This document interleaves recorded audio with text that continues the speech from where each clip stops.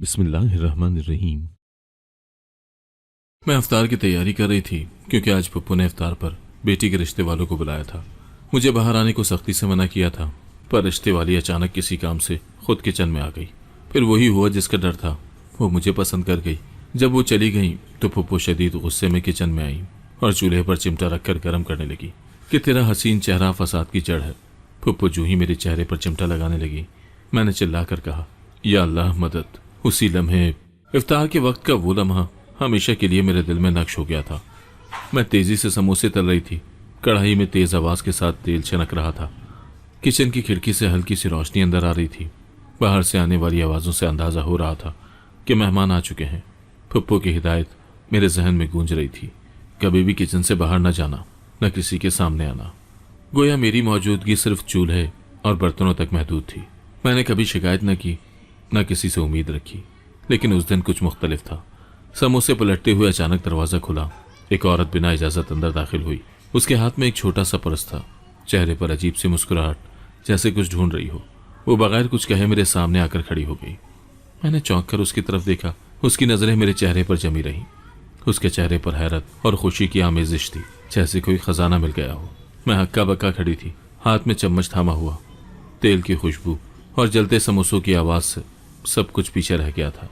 उसने धीरे से सर हिलाया, कुछ बोले बगैर 2 कदम पीछे हटी और वापस मुड़ गई। मैं हैरान खड़ी रही कि यह क्या हुआ, यह औरत कौन थी और मुझे इस नज़र से क्यों देखा। लेकिन मेरे लिए सवालात का वक्त नहीं था, क्योंकि जैसे ही वो बाहर निकली, फुप्पो गुस्से से किचन में दाखिल हो गई। उसके चेहरे पर वही पुरानी नफरत थी, आंखों में जहर और लबों पर जलन। उसने चिमटा चूल्हे पर रखा और आग पर गर्म करने लगी। फिर झुककर मेरे करीब आकर बोली, तेरा हसीन चेहरा हर बार मेरे मंसूबे बर्बाद कर देता है। उसके अल्फाज मेरे दिल में तीर की तरह पैवस्त हो गए।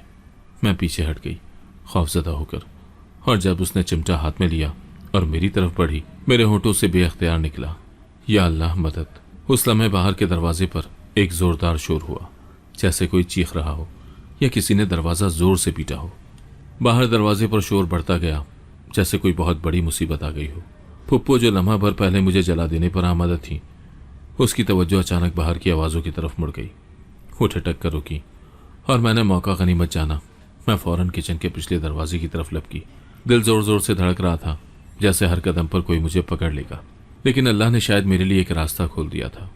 मैंने जल्दी से दरवाज़ा खोला और गली में निकल गई।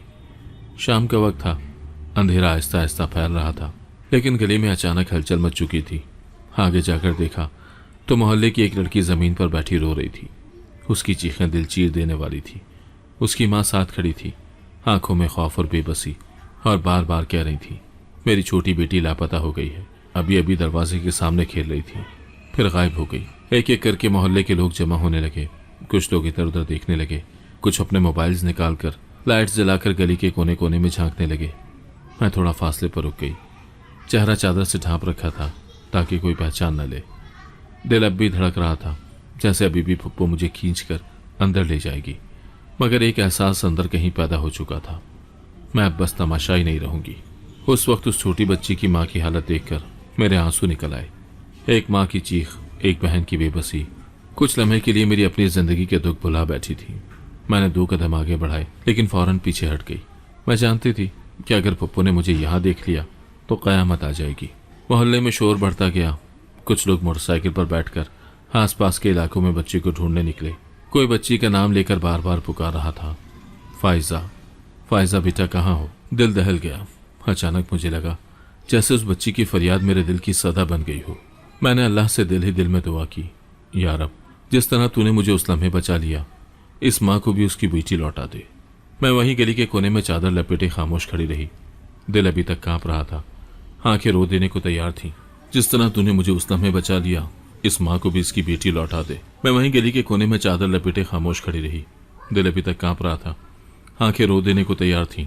लेकिन अचानक जैसे कायनात ने मेरी खामोशी को तोड़ दिया हो, एक आवाज आई। ये लड़की किचन में थी, शायद कुछ पता हो। वो बच्ची यहीं तो खेल रही थी ना। मैं चौंक कर पीछे मुड़ी। एक औरत जो शायद फुप्पो की कोई जानने वाली थी, मेरी तरफ इशारा कर रही थी। उसके साथ चंद और औरतें भी खड़ी थीं, जिनकी नजर अब मुझ पर जमी हुई थी, जैसे मैं कोई राज छुपाए बैठी हूँ। मुझे लगा मेरा दिल जैसे बाहर आ जाएगा। जो कदम मैंने खौफ से पीछे हटाए थे, अब पछतावे से भी भारी लग रहे थे। उन औरतों की नजरें मेरे वजूद के अंदर झांक रही थी, जैसे उनके जहनों में मैं मुजरिम बन चुकी हूँ। मैंने लब खोले, लेकिन आवाज न निकल सकी। दिल में दुआएं पड़ती रही, या अल्लाह मुझे सच बोलने की ताकत दे और झूठ का पर्दा चाक कर दे। फिर एक लम्हे बाद वही लापता बच्ची सबके बीच आकर खड़ी हो गई। सब हैरान हो गए। उसकी माँ भागकर उसके पास पहुंची, गले लगाया और रोती हुई बोली, कहाँ चली गई थी? बच्ची ने नजरें नीचे रखते हुए कहा, मुझे ये बाजी दुकान पर भेज रही थी। इन्होंने कहा था कि नमक लाने जाओ। मेरी सांस रुक गई। सबकी नजरें एकदम मुझ पर पड़ी। औरतों के मुंह पर फातिहाना तासुर था। कोई पर बढ़ाया।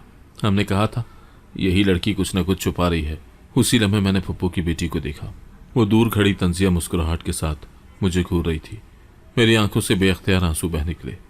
मैंने अपनी सफाई देने की कोशिश की। मैंने कुछ नहीं कहा इसे, लेकिन मेरी आवाज दब चुकी थी। चंद लम्हे गुजरे। खामोशी में बच्ची ने आहिस्ता से अपनी माँ का हाथ छोड़ा और मेरे करीब आकर सर झुका लिया। फिर धीरे से बोली, सच बताऊं, मुझे इस बाजी ने नहीं भेजा था। मुझे उन्होंने पैसे दिए थे, पप्पू की बेटी ने, कि मैं झूठ बोलूं। हर तरफ जैसे बिजली गिर गई हो। औरतें शजदर खड़ी रह गईं।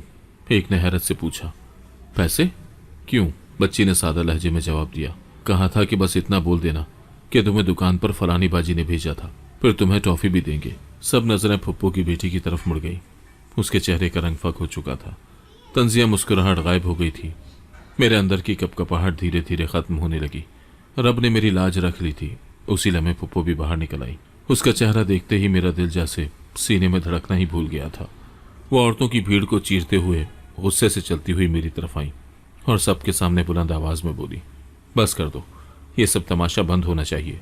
वो जो किसी से सीधे मुंह बात भी नहीं करती, जो शर्मो हया की मूरत है, सब जानते हैं कि उसकी तरबियत कैसी है, और तुम लोग इसकी बात पर यकीन कर रहे हो। फुप्पो ने एक जहरीली नजर मुझ पर डाली, जैसे मुझे जमीन में गाड़ देना चाहती हूँ। यही है असल फितने की जड़, वो चिल्लाई। जब से ये हमारे घर आई है, मुसीबतें पीछे ही नहीं छोड़ती। कभी बच्ची गुम, कभी कोई और इल्जाम, और अब मेरी बेटी के खिलाफ साजिश। ये हर वक्त टांग अड़ाती है, किचन से निकलकर छत पर, छत से गली में, गली से बंद कमरों तक रसाई हासिल कर लेती है। मुझे यकीन है इसके हाथ में कुछ न कुछ जरूर है। लोग चुप खड़े थे, लेकिन उनके चेहरे बदल रहे थे। कुछ पप्पू की बेटी को रहम से देखने लगे और मुझे जैसे मुजरिम समझ चुके थे। पप्पू ने जैसे आखिरी कील ठोंकी, मेरी बेटी को तुम सब जानते हो, उसने तो कभी किसी को ऊंची आवाज में नहीं बुलाया। ये कैसे हो सकता है कि वो किसी को पैसे दे? मैं जानती हूँ ये सब मंसूबाबंदी है, और उसकी जड़ यहाँ खड़ी है, यही मनहूस लड़की। एक औरत ने हल्के से कहा, हाँ वो लड़की तो वाकई चुप रहती है, बहुत तमीजदार लगती है। एक और ने फौरन कहा, और ये तो हर झगड़े में किसी न किसी तरह शामिल निकलती है। मेरी आंखों के सामने धुंध सी छा गई, जैसे अल्फाज तलवार बन गए हों। मेरी सांस घुटने लगी। इल्जाम का बोझ मेरी हड्डियों में उतरने लगा। मेरे इर्द गिर्द सन्नाटा तो था, मगर अंदर शोर मचा हुआ था। मेरी रूह, मेरी सच्चाई सब दब गई थी पप्पू की झूठी गवाही तले। रात का अंधेरा छा चुका था। मोहल्ले की रौनक अब सहमे सहमे खामोशी में बदल चुकी थी। बच्ची का कुछ पता न चल सका था और सब थक हार कर अपने घरों को लौट गए थे। मैं भी चुपचाप किचन से अपने कमरे में गई। पैरों में जैसे जान ही नहीं रही थी और दिल का बोझ इतना था कि सांस लेना भी भारी लग रहा था। कमरे की दीवारों पर सन्नाटा छाया हुआ था। खिड़की से आती ठंडी हवा में वो अल्फाज गूंज रहे थे जो पप्पू ने सबके सामने मेरे बारे में कहे थे। मैं कमरे में बैठ गई। दिल चाहा रोना शुरू कर दूं, लेकिन आंसू भी जैसे खुश्क हो चुके थे। इतने में दरवाज़ा खुला और पप्पू अंदर आई। हाथ में एक ट्रे थी। दिल ने एक लम्हे को उम्मीद बांधी कि शायद अफ्तार के बाद मेरे लिए कुछ लाई हूँ, शायद दिल में नरमी आ गई हो। लेकिन जैसे ही ट्रे करीब आई, मैंने देखा उसमें सिर्फ एक गिलास पानी रखा था। न कोई सालन, न रोटी, न कोई अफ्तार की चीज़, सिर्फ पानी। पप्पू ने मेरी तरफ देखा और जहर खुन अंदाज में बोली, आज तो तूने बहुत तमाशा किया, मेहमानों के सामने भी और मोहल्ले वालों के आगे भी। अब इसकी सज़ा तुझे मिलेगी। फिर दरवाज़ा बंद करके बाहर से कुंडी लगा दी। मैं साकत बैठी रह गई। वो पानी का गिलास मेरी आंखों के सामने पड़ा था, जैसे वो भी मेरा मजाक उड़ा रहा हो। सारा दिन काम किया, अफ्तार बनाया, तपती आंख पर समोसे तले, और अब ये हाल। मेरा पेट खाली था, लेकिन दिल उससे ज़्यादा खाली था। न कोई आवाज़ थी, न कोई हमदर्द, सिर्फ खामोशी थी जो दीवारों से टकरा कर वापस आ रही थी। कुछ देर के बाद मैं ज़मीन पर लेट गई। आंखें बंद की तो पूरा दिन आंखों के सामने घूम गया। वो औरत का मेरी तरफ देखना, लोगों का मुझ पर शक करना, सिर्फ खामोशी थी जो दीवारों से टकरा कर वापस आ रही थी। कुछ देर के बाद मैं ज़मीन पर लेट गई, आंखें बंद की तो पूरा दिन आंखों के सामने घूम गया। उस औरत का मेरी तरफ देखना, लोगों का मुझ पर शक करना, फुप्पो का इल्ज़ाम लगाना और अभी भूखा सोना। मेरी रूह थक चुकी थी। मैंने आंखों में नमी लिए अल्लाह से एक ही दुआ की, या अल्लाह कब ख़त्म होगा ये सब, कब आएगा वो लम्हा जब कोई मुझे मेरी पहचान देगा। सुबह का वक्त था, लेकिन कमरे में अब भी रात जैसा अंधेरा छाया हुआ था। नींद की जगह थकन ने ले ली थी और भूख की शिद्दत से सर में हल्का सा दर्द महसूस हो रहा था।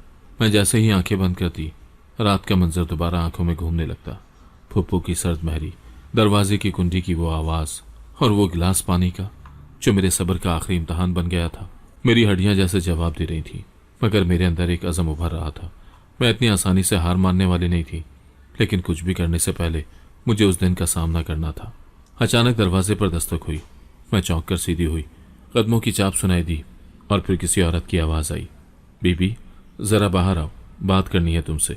फुप्पो का कमरा दाखिली दरवाजे के करीब था और मैं उसके कदमों की आवाज़ें पहचान सकती थी। उसने दरवाज़ा खोला और कुछ सख्त लहजे में पूछा, क्या बात है? बाहर दो औरतें खड़ी थीं जो अक्सर मोहल्ले की बातों में दिलचस्पी रखती थीं, लेकिन आज उनके चेहरों पर तजस्सुस के बजाय एक संजीदगी थी।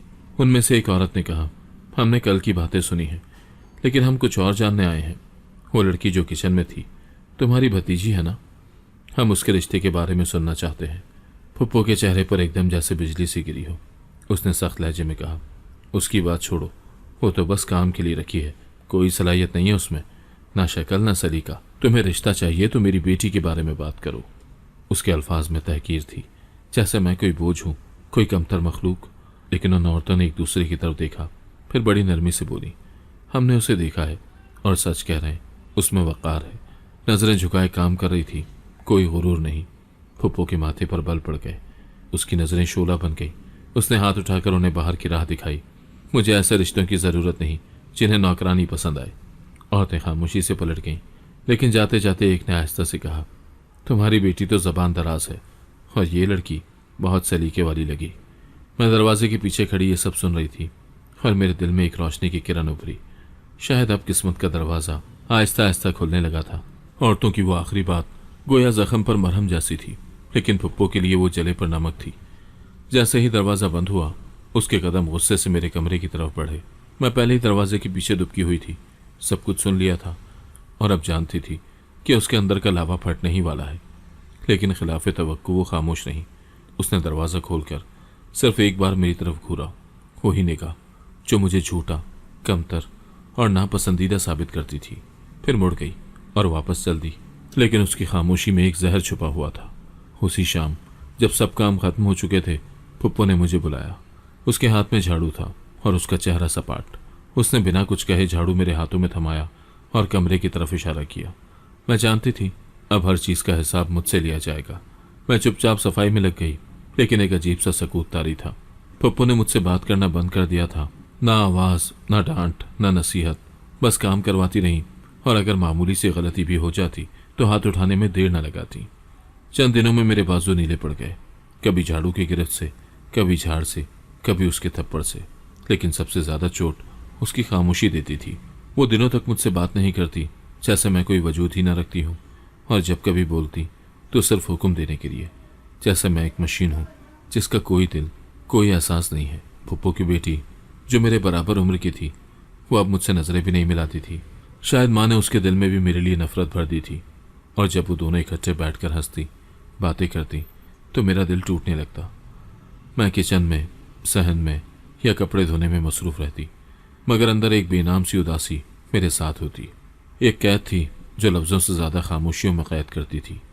मेरे अंदर बगावत का बीज बोया जा चुका था, लेकिन उस वक्त वो सिर्फ एक छोटी सी कुंपल थी।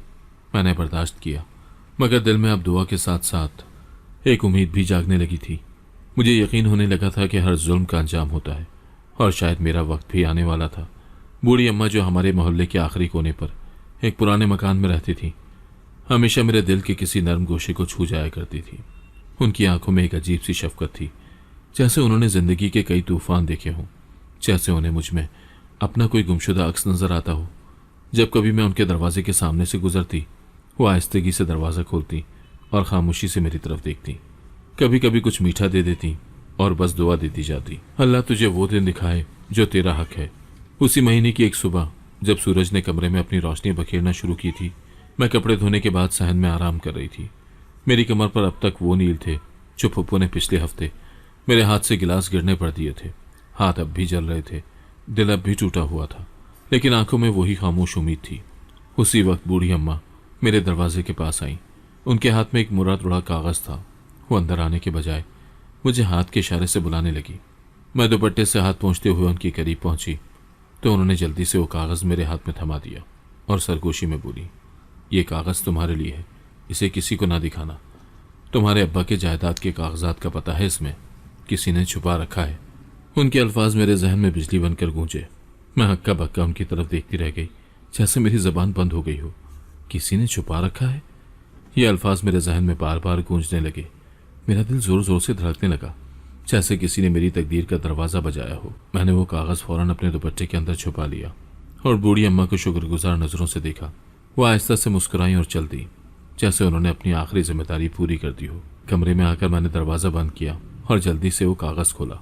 उस पर एक पुरानी लकड़ी के संदूक का जिक्र था, जो कमरे की अलमारी के निचले खाने में रखा गया था। मैं हैरान थी, इतने सालों से उस अलमारी को मैंने सिर्फ साफ किया था, कभी उसके खाने पर ध्यान ही नहीं दिया। मेरी उंगलियां नरसने लगी, जैसे किसी राज को खोलने जा रही हूं। रात के वक्त जब सब सो गए और सहन में सिर्फ कुत्ते भौंकने की आवाज़ सुनाई दे रही थी, मैं दबे कदमों कमरे में गई, अलमारी खोली और नीचे झुककर वो खुफिया खाना टटोलने लगी। कुछ देर की मेहनत के बाद मेरी उंगलियां किसी सख्त लकड़ी की सतह से टकराई। मैंने उस लकड़ी के टुकड़े को खींचा और वाकई एक पुराना संदूक मेरे सामने आ गया। दिल की धड़कनें तेज थी, पसीना माथे पर मोतियों की तरह चमक रहा था। मैंने संदूक खोला तो अंदर एक पुराना लिफाफा रखा था, जिस पर मेरे वालिद का नाम लिखा हुआ था। मैंने कांपते हाथों से वो लिफाफा खोला। उसमें मेरे वालिदैन का निकाहनामा था और मेरी असल तारीख पैदाइश दर्ज थी। ये सब सबूत थे मेरे असल होने के, मेरे किसी के होने के। आंखों से बेख्तियार आंसू बहने लगे। दिल में एक दर्द सा उभरा, लेकिन साथ ही एक ताकत भी। पप्पू ने हमेशा मुझे यतीम, बेनाम और बेमोल बनाकर रखा था, लेकिन आज मैंने अपनी शनाख्त पाली थी। अब मैं कोई बेनाम साया नहीं थी, मैं एक जिंदा वजूद थी, जिसका माजी, हाल और अब मुस्तकबिल भी था। मैंने वो लिफाफा सीने से लगाकर आंखें बंद कर ली। बरसों की महरूमियाँ, जिल्लतें और सन्नाटों के बाद ये लम्हा जैसे मेरे लिए किसी ख्वाब की ताबीर था। मगर मैं जानती थी कि यह ख्वाब अभी मुकम्मल नहीं हुआ था। अभी जंग बाकी थी, सच को सामने लाने की, अपने हक को साबित करने की और सबसे बढ़कर खुद को तस्लीम करवाने की। रात का सन्नाटा गहरा होता जा रहा था, लेकिन मेरे कमरे में जैसे एक तूफान बरपा था। मेरे सामने रखा हुआ वो पुराना लिफाफा, मेरी सारी दुनिया बदल चुका था। उसमें मेरे वालिदैन का निकाहनामा था, मेरे वालिद के दस्तखत, मेरी माँ की मोहब्बत भरी तस्वीर और मेरे नाम से जुड़ी वो तारीख़ पैदाइश जिसे पप्पू ने हमेशा छुपाए रखा। ज़मीन के कागजात पर जिल्ली हरूफ में मेरे वालिद का नाम दर्ज था, एक साफ सबूत कि मैं उनकी वाहिद वारिस हूँ। वो सब कुछ जो मैंने खो दिया था आज मेरी गिरफ्त में आ चुका था, लेकिन ये जंग जीतने की पहली सीढ़ी थी। मैंने वो कागजात एहतियात से दोबारा लिफाफे में रखे और उसे अपनी पुरानी किताबों के नीचे छुपा दिया। मुझे अंदाज़ा था कि अगर पप्पू को इन दस्तावेजात का इल्म हो गया तो वो कुछ भी कर सकती हैं। वो मुझे मारने से भी दरेग नहीं करेंगी और ये कागजात कभी दिन की रोशनी नहीं देख पाएंगे। मैंने सारी रात जागकर गुजारी, दिल में हजारों सवाल और एक खौफ जो हर पल बढ़ता जा रहा था, लेकिन उन सवालात के साथ एक नई रोशनी भी जन्म ले रही थी, एक अज़म, एक फैसला। सुबह जब सूरज की किरणें खिड़की से अंदर दाखिल हुई, मेरे दिल में एक नई जिंदगी का आगाज हो चुका था। मैंने अपने चेहरे पर पानी के छींटे मारे, दुपट्टा संवारा और रोज की तरह अपने मामूल के कामों में लग गई। लेकिन अंदर समय बदल चुकी थी।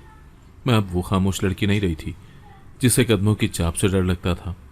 मैं अब अपनी शनाख्त के साथ खड़ी थी, लेकिन किस्मत को शायद मेरी हिम्मत एक आंख ना पाई। जैसे ही मैंने सहन में झाड़ू रखकर अंदर का रुख किया, फुप्पो मेरी राह में दीवार बनकर खड़ी हो गई। उसके हाथ में वही पुराना लिफाफा था। मेरा दिल एक लम्हे को बंद हो गया। उसने जहर आलूद निगाहों से मेरी तरफ देखा और गुर्राते हुए बोली, क्या समझा था तूने? मेरे पीछे खेल खेलेगी? ये सब चोरी छुपे रखने से क्या हासिल होगा? उसकी आवाज़ गूंजती गई और मेरे कानों में जैसे कोई घंटी बजती रही। मैंने घबराकर लिफाफा छीनने की कोशिश की, लेकिन उसने एक झटके में खुद को मुझसे दूर कर लिया। फिर अगले लम्हे उसने वो कागजात लेकर चूल्हे के पास रख दिए और माचिस जलाई। मैंने तुझे पाल पोस कर बड़ा किया, और तू मुझे ही बर्बाद करने पर तुली है। देखती हूँ कैसे रखती है तू ये कागजात। उसकी आवाज में नफरत की शिद्दत इतनी थी कि जमीन भी कांप जाती। मैं चीख पड़ी, फुप्पो नहीं, ये मेरे बाप की निशानी है, आपको हक नहीं। मैं लपकी, उसकी तरफ झपटी, कागजात छीनने की कोशिश की और उसी धक्कम पेल में उसका हाथ जल गया। वो एक तेज चीख के साथ पीछे हटी और गुस्से में मुझे धक्का दे दिया। मैं दीवार से टकराकर जमीन पर गिर गई और आंखों के सामने अंधेरा छा गया। मेरी सांस फूलने लगी, लेकिन दिल में एक ही सदा गूंज रही थी, ये कागजात मेरे हैं और मैं उन्हें किसी सूरत जलने नहीं दूंगी। मेरी चीख जैसे किसी दीवार से टकराकर पलट आई हो, लेकिन इस बार यह सिर्फ एक बाज़गश्त न थी। मेरी आवाज़ सुनकर अचानक बाहर दीवार से एक आहट हुई, जैसे किसी ने दीवार फलांगी हो। फुप्पो का ध्यान मेरे जलते कागजात और मेरी चीख पर मरकूज था। वो शायद अंदाजा ही नहीं लगा सकी कि कोई हमारी चार दीवारी के अंदर आ चुका है। अगले ही लम्हे वही हमसाया लड़का, जिसकी खामोश नजरें अक्सर मुझे किचन की खिड़की से महसूस होती थी, दीवार से कूद कर अंदर आ गया। उसके हाथ में शायद कुछ सामान था, या मुमकिन है उसने मुझे जमीन पर गिरते देखा हो, लेकिन उसकी आंखों में जो गुस्सा था वो बेआवाज चीखों से भी ज्यादा बोल रहा था। फुप्पो पीछे हटी, उसका चेहरा एकदम जर्द हो गया। तुम यहाँ क्यों आए हो? उसने घबरा कर कहा, लेकिन उसकी आवाज में पहली बार वो दहशत थी जो मैंने पहले कभी न देखी थी। वो लड़का, जिसका नाम आरिफ था, मेरे करीब आया, मुझे बाजू से थाम कर आहिस्तगी से उठाया। उसके हाथों में हल्की सी लर्जिश थी, लेकिन उसकी गिरफ्त मजबूत थी। उसने एक नज़र मेरे फूले हुए गाल और झुलसे हुए बालों पर डाली, फिर अपनी नजरें फुप्पो पर गाड़ दी। क्या ये आपकी भतीजी है? उसने आवाज में सख्ती लिए पूछा, जैसा अदालत में गवाही दे रहा हो।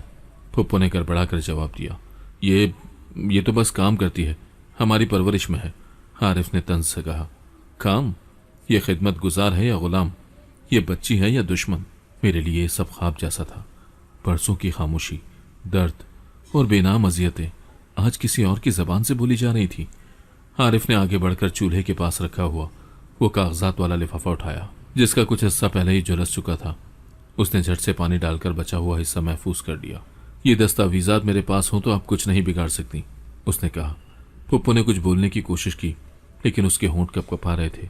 उसकी जबान पर अब वो जहर न था जो बरसों से मेरे वजूद पर वार करता आ रहा था। उसकी जगह अब खामोशी ने ले ली थी। मेरी आंखें नम थीं और मैं हैरत से आरिफ को देख रही थी।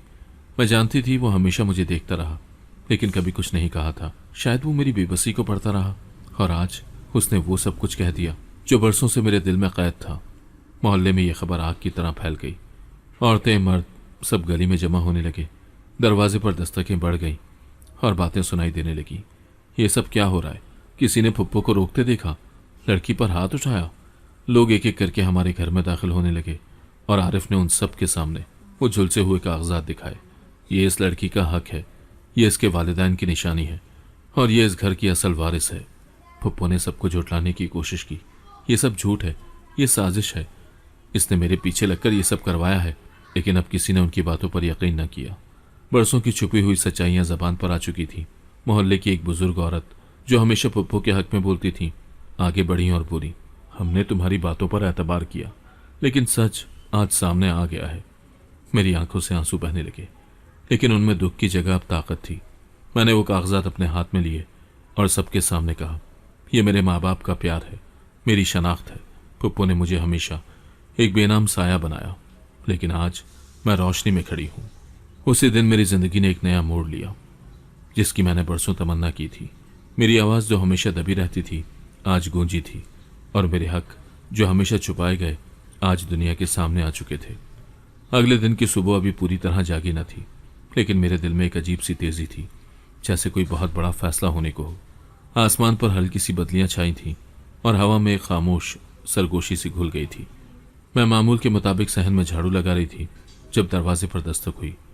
पहले मैंने उसे आम सी दस्तक समझा, लेकिन आवाज़ मुसलसल होती रही। फुप्पो कमरे में बैठी हुई थी। उसने दरवाज़ा खोलने का इशारा भी नहीं दिया। शायद अब वो उस ताकतवर औरत जैसी नहीं रही थी जो हर आवाज़ पर चिल्लाती, हर मौके पर हुक्म देती। मैंने आहिस्ता से दरवाज़ा खोला तो एक अजनबी सा आदमी खड़ा था। उसने संजीदगी से मेरी तरफ एक बंद लिफाफा बढ़ाया और कहा, अदालत से नोटिस है आपके नाम पर। मेरे कदम वहीं रुक गए, हाथ लरजने लगे, जैसे मेरे अंदर के सारे राज एकदम बेनकाब होने वाले हों। मैंने वो लिफाफा थामा, दरवाज़ा बंद किया और वापस कमरे में आई। मेरे दिल की धड़कन अब गवाही दे रही थी कि यह कागज़ कोई आम पैगाम नहीं, बल्कि मेरे मुकद्दर का ऐलान है। मैंने सांस रोककर लिफाफा खोला। अंदर मौजूद कागजात को पढ़ने के लिए हिम्मत जमा करनी पड़ी। जब अल्फाज समझ में आने लगे तो मेरी आंखों से बेअख्तियार आंसू बहने लगे। अदालत ने साफ अल्फाज में लिखा था कि मेरे वालिद की ज़मीन और ये घर मेरे नाम पर रजिस्टर्ड है और तमाम कानूनी दस्तावेजात इस बात का सबूत दे चुके हैं कि मैं उनकी इकलौती वारिस हूँ।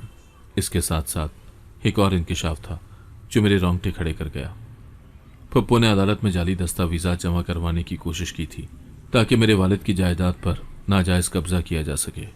मैंने वो कागजात अपने सीने से लगा लिए, जैसे बरसों के बाद किसी ने मेरी सच्चाई को पहचान लिया हो। बरसों की महरूमी, जुल्म, भूख, तजलील सब एक लम्हे में जैसे ख़त्म हो गया हो। कमरे की दीवारें जो मेरी खामोशी की गवाह थीं, आज मेरी फतह पर खामोश खुशी मना रही थी। लेकिन जैसे ही पप्पू ने ये कागजात मेरे हाथ में देखे, उसका चेहरा सुर्ख हो गया। उसकी आंखों में दोबारा वही नफरत जागी जो कभी मुझे खामोश करने के लिए काफ़ी थी। वो तेज़ी से मेरी तरफ बढ़ी, लेकिन उसकी आवाज़ अब वैसी न थी। वो गुस्से से चीखी, ये सब झूठ है, ये कागजात भी जाली हैं। तू मुझसे सब कुछ छीनना चाहती है। मैंने तुझे बचपन से पाला है, क्या यही सिला है? लेकिन अब मैं वो लड़की नहीं थी जिसकी आवाज़ पप्पू की चीखों में दब जाती थी। मैंने नज़रें उसकी आंखों में डालकर कहा, आपने मुझे नहीं पाला, कैद में रखा, मेरे हक को छीना, मेरे वालिदैन की निशानियों को जलाने की कोशिश की, और आज जब हकीकत सबके सामने आ गई है तब आपको ये झूठ नजर आ रहा है। पप्पू कुछ लम्हे के लिए चुप हो गई। उसकी नज़रें झुक गईं, जैसे वो खुद को आईने में देखने से घबरा रही हो। लेकिन फिर उसने दरवाजे की तरफ रुख किया, कमरे में जाकर दराज खोली और कुछ कागजात निकाल लाई। ये मेरे पास भी सबूत है, मैं इन्हें अदालत में ले जाऊंगी, उसने धमकी दी। लेकिन उसकी आवाज़ में पहले जैसा जहर नहीं था, बस एक बेबस झूठ की बाज़गश्त थी। अदालत की तरफ से हमें अगले हफ्ते पेश होने का हुक्म था। मैंने फैसला कर लिया कि मैं ये लड़ाई आखिर तक लड़ूंगी। बरसों की अजियतों को ख़त्म करने का यही एक मौका था। मैंने कागजात को महफूज जगह पर रखा और अल्लाह का शुक्र अदा किया, और फिर उस लड़के आरिफ को याद किया जो उस दिन मेरे हक के लिए दीवार फलांग कर आया था। उसी वक्त वो आंगन में आया और मेरे सामने खड़ा होकर बोला, मैं तुम्हारे साथ चलूंगा, हर कदम, हर लफ्ज़, हर कागज़ के साथ। तुम अब अकेली नहीं हो। मेरे दिल की धड़कन रुक सी गई। उसकी आंखों में सच्चाई थी और वही खामोश हमदर्दी जो मेरे दिल को सहारा देती आई थी। आज मुझे लग रहा था कि मेरे रब ने सिर्फ ज़मीन नहीं, एक साथी भी मेरी किस्मत में लिख दिया है। अदालत का दिन करीब आ रहा था। हर गुजरता लम्हा जैसे वक्त की धड़कन बन गया था। सुबह शाम एक ही ख्याल के गिर्द घूमते थे, क्या मैं वाकई अपने हक को हासिल कर पाऊंगी? लेकिन इस बार डर और कमजोरी की जगह एक नए जज्बे ने ले ली थी। मेरे कदम अब लरसते नहीं थे। अब मेरी आंखों में वो रोशनी थी जो सच की ताकत से पैदा होती है। जिंदगी ने जिस जुल्म से मुझे गूंगा बनाने की कोशिश की थी, वही जुल्म अब मेरी जबान बन चुका था। 16वां दिन, वही अदालत का दिन जिसका नोटिस हाथ में लेकर मैंने नई उम्मीदों का आगाज किया था, अब आ गया था। सुबह का वक्त कुछ मुख्तलिफ था, कुछ खामोश, कुछ बोझल, लेकिन कुछ रोशन भी। मैंने दुपट्टा संवारा, कागजात अपने बैग में रखे और दरवाजे के करीब पहुंची। पप्पू कमरे में बैठी थी। उसका चेहरा आज खासा संजीदा था, जैसे उसे अपने झूठ की दीवारें गिरने का डर हो। जब मैं दरवाजे से निकलने लगी तो वो बोली, अदालत की जबान समझती हो? वहां सिर्फ कागजात नहीं, बातों का हुनर भी चाहिए।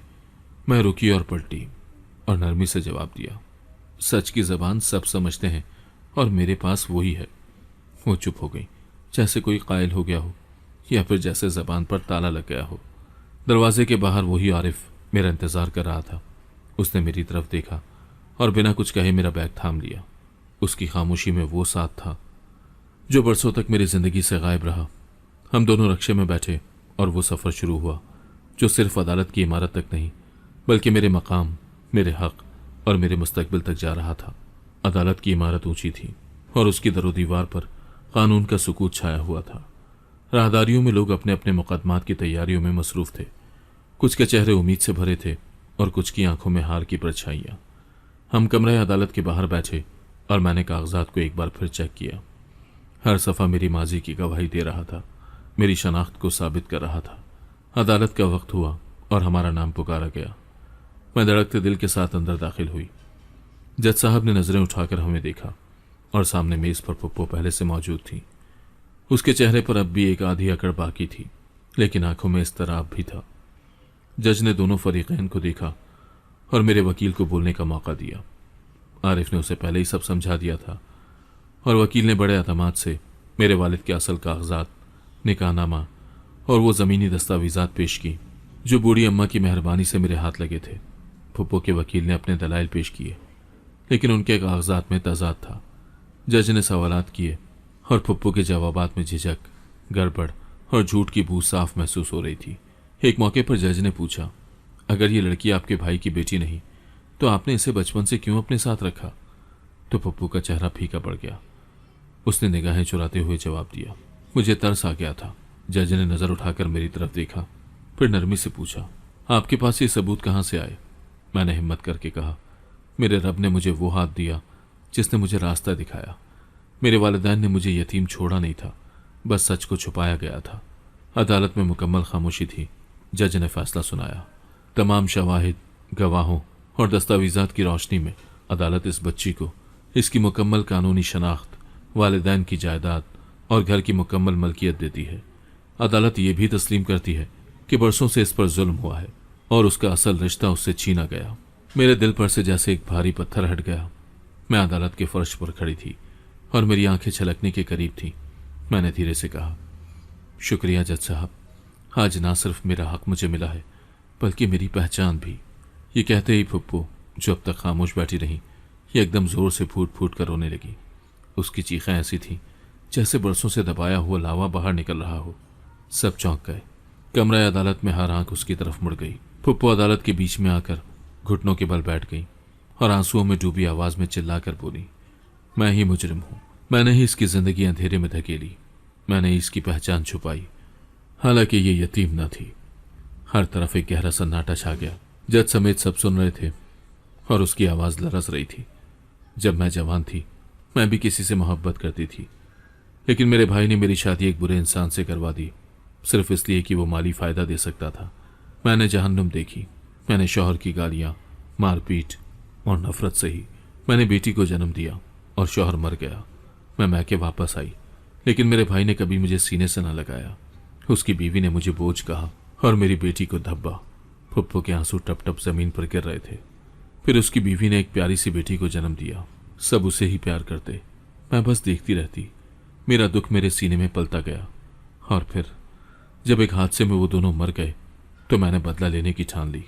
मैंने उसकी बच्ची को छीन लिया, उसे उसकी माँ बाप की याद से भी महरूम कर दिया। मैंने उसे गुलाम बनाकर रखा, नौकरानी की तरह, क्योंकि मैं चाहती थी कि वो भी वही झेले जो मैंने झेला था। अब हर आंख नम थी। कुछ खवातीन ने दुपट्टे से आंखें पोंछी। कमरे का सुकून अब सिर्फ दुख का कफन ओढ़े बैठा था। फुप्पो ने मेरे कदमों के पास हाथ जोड़े। मुझे माफ कर दो, तुम बेकसूर थी। तुम वो आईना थी जिसमें मैंने अपनी महरूमी देखी थी। तुम मेरी बेटी जैसी थी, मगर मैंने अपनी बेटी को भी मोहब्बत न दी, क्योंकि मेरे दिल में जहर भरा था। जज ने आहिस्तगी से गला साफ किया।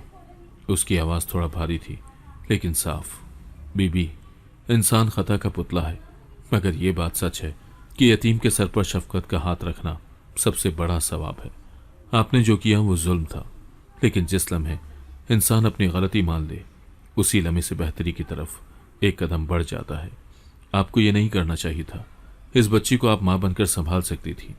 आपके गुनाहों का बोझ हल्का सिर्फ तब होगा जब आप सच्चे दिल से इसका कफ्फारा अदा करें। अदालत में मौजूद सबकी सांसें थम गईं। फुप्पो जमीन पर बैठ गई। वही औरत जो हमेशा ऊंची आवाज में हुक्म देती थी, आज साकत, चुप और बेबस नजर आ रही थी। उसकी आंखों से आंसू बह रहे थे, लेकिन अब उनमें गुरूर के बजाय शिकस्त छुपी थी। मैंने उसे जिंदगी में पहली बार इस हालत में देखा था, बेजबान, कमजोर और तन्हा।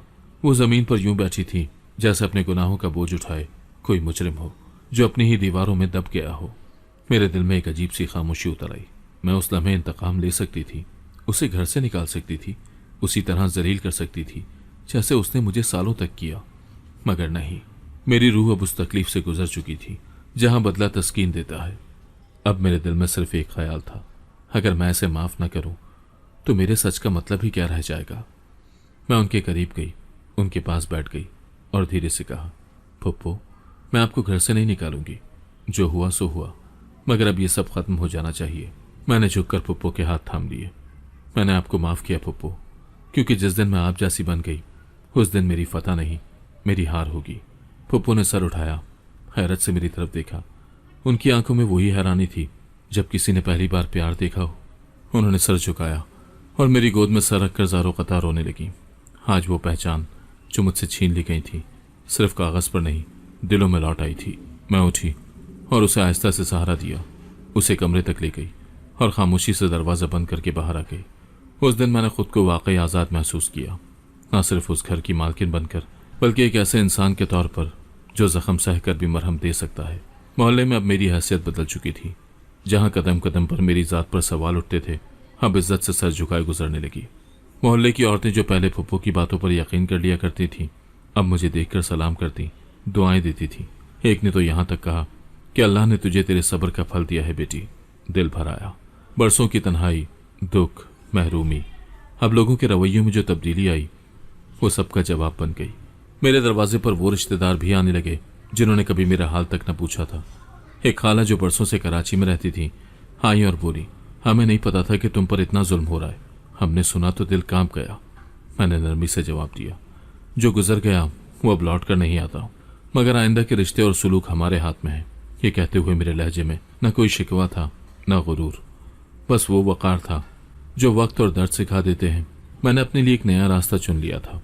मैंने घर की तज़ीन नौ शुरू की, किचन को ठीक करवाया और वही छोटा सा कमरा जहां मैं कैद थी अब एक लाइब्रेरी में बदल दिया। हर दीवार, हर कोने में मैंने अपने सच की रोशनी फैला दी। लोगों को आने की इजाज़त दी, चाहे वो दोस्त हों या पुराने रिश्तेदार। मैंने सबके लिए अपने दिल के दरवाजे भी खोल दिए। फुप्पो कमज़ोर हो चुकी थी, कमगो और खामोश।